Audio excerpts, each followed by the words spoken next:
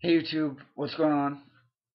I just finished watching the most recent uploads from Mr. Hall of Fame, and as always, you know, great takes on everything, great picks, you know, just great stuff all the way around.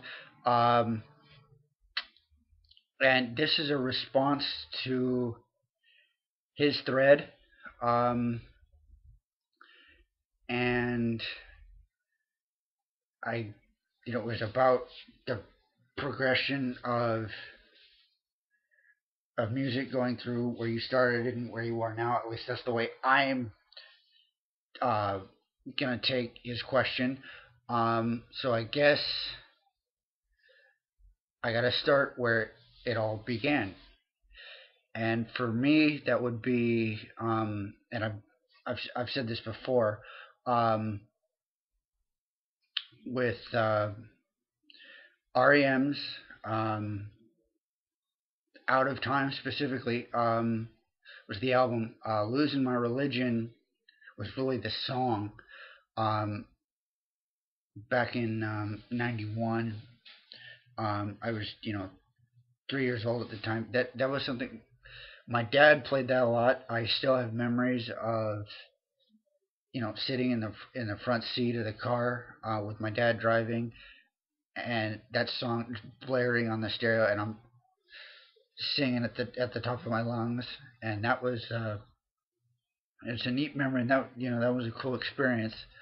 Um, Other influences were also Eric Clapton, George Thorogood, Guns N' Roses from early on. No Doubt was also an influence several years later, um, and something I'm proud of personally for being able to do this, because I've also moved a lot. Is that the albums that he gave me on the CDs of those albums, I still have. The first copy of REM, the first copy of No Doubt, George those and all those albums, the Eric Clapton stuff.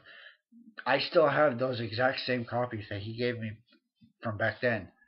And with all the moving that I've done and everything, that's really cool for me to be able to say, even though some of the cases and some of the inserts have disappeared over the years, um, especially after my sisters got into it and they disappeared and everything. Um, and stuff which, you know, it made me mad. And I'm still a little annoyed, but I still got the albums, so I can't really be too upset. Um, anyway, so that was the start. Then about, well, let's see. Yeah, I just found them, so let me go grab them real quick.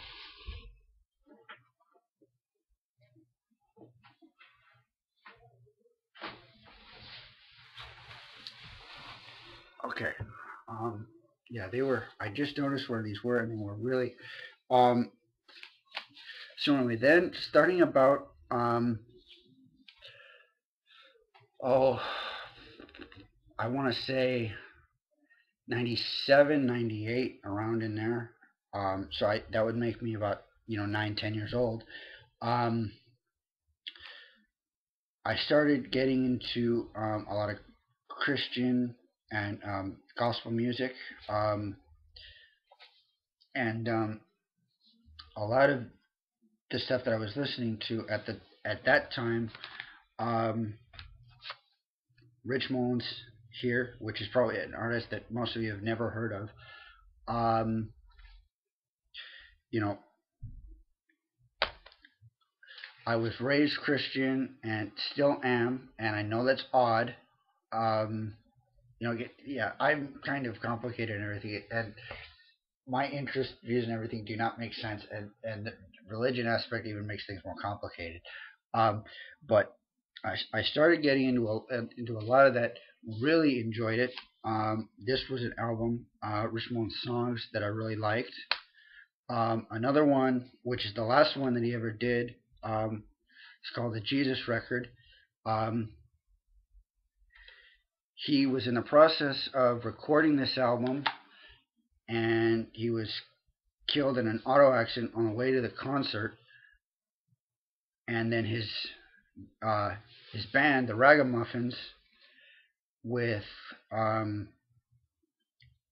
guesting vocalists like Michael Smith, Amy Grant, I think are a couple of them.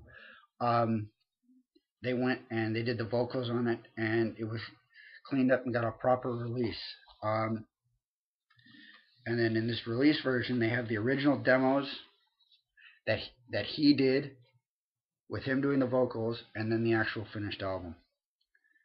And then probably, and this is going to make some people laugh, this was actually the compilation that really was the album during that period that I was listening to the most. It covered 70s, 80s, and 90s. Had, Twyla Paris, Amy Grant, Michael W. Smith, Sandy Patty, Striper, Petra, Rich Mullins again, Rebecca St. James, DC Talk. Probably my second favorite of this compilation, Kirk Franklin. Was a rapper, preacher. Really, really good song. My favorite would have to be, though, Larry Norman, Why Should the Devil Have All the Good Music?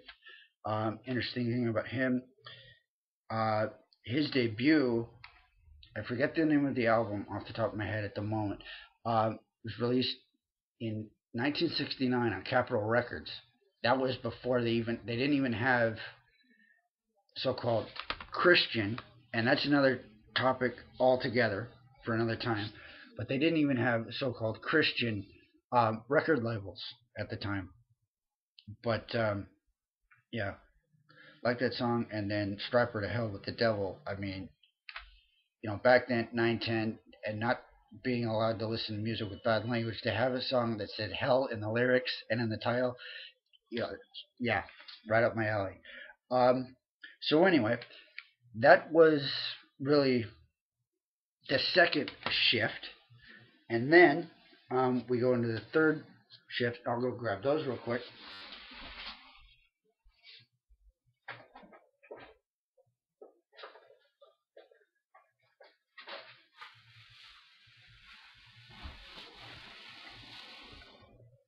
Okay, so now we're at about 99, 2000, so on and so forth. And we got Britney Spears. This is the first album. This insert got a little messed up, I think, somewhere, and I think the front of it got ripped or something. Or I don't know. I must have. No, that's. I don't know what this is, but anyway, yeah, I guess I lost the insert to this. Oh well, no big deal. It's just Britney Spears. Who cares? Okay, that's her first record.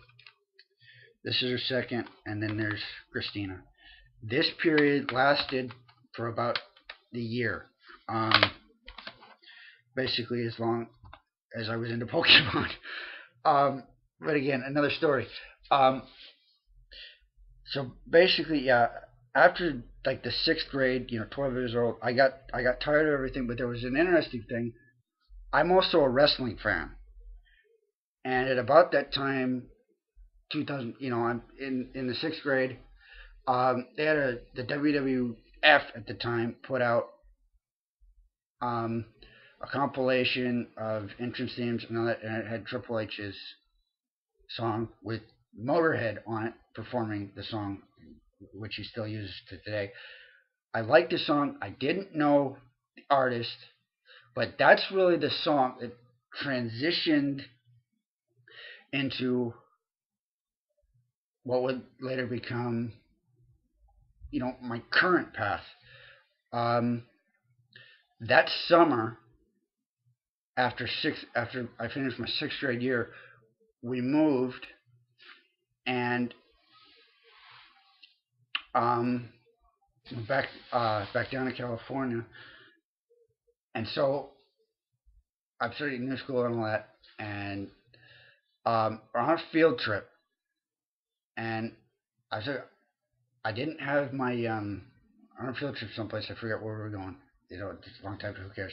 Um, I go and I've got my Walkman with me. It's got a radio on it, and I'm listening. And let a friend borrow it. He's listening to a radio station, and tells his friend, "It's Metallica, quick, quick, you know." So he puts the headphones on, and I'm like, you know, and at that point, I didn't know who Metallica was. You have to understand, I didn't know who they were. Um, so after he was done and turned it off, we go through the field trip. I pick up my Walkman again. It's still on the same radio station, and it was 106.7 Z Rock out of Orland Chico in Northern Cali, and I couldn't stop listening. That started again. I couldn't buy those albums at the time, but I got the introduction to Disturbed, to Godsmack, to Corn, POD, you know, Disturbed, and I mean, you know, at about that same time, uh, the Scorpion King movie with The Rock had come out, and they were using "I Stand Alone" by Godsmack as the theme, and that song it took off.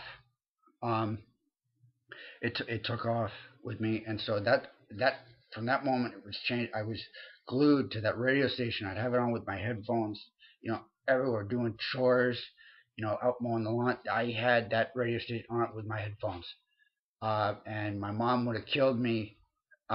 She's still not happy that I listen to metal. I don't care. Um,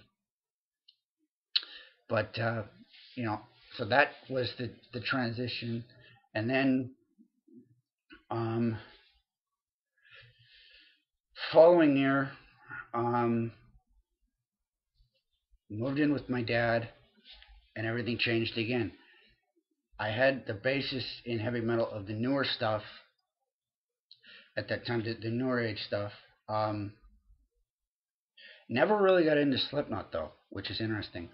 But real quick, as I finish up because I'm running out of time, um, I got introduced to more of my father's tastes with the heavier stuff, and eventually got to Black Sabbath, and that changed everything.